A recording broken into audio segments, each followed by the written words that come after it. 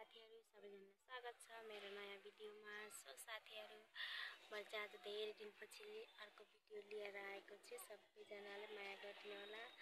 अनि साथीहरु सबैजना सन्चै आरामै हुनुहुन्छ होला। म पनि एकदम सन्चै आरामै छु।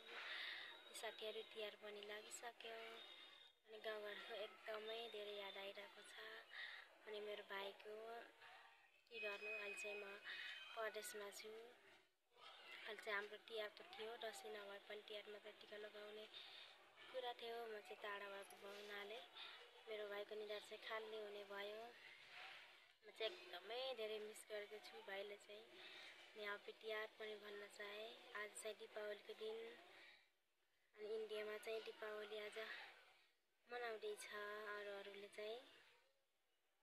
अनि हामी चाहिँ यतिकै रुममा बस्ने खाने आफ्नो गाउँघरको याद आइरहेको छ। यतिखेर चाहिँ कति रमाइलो भएको छ होला गाउँघरमा। अनि हजुरहरूकोतिर चाहिँ कस्तो छ?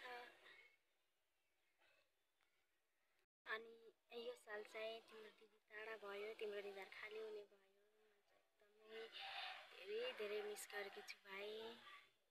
तिम्रो लागि चाहिँ टाढै भए पनि दिदीले एकदमै धेरै सम्झेको छ। यही भन्न चाहे। अब अर्को साल चाहिँ टिका लगाइदिउँला। ह्याप्पी तिहार सबैजनालाई। आजको दीपावलीको शुभकामना।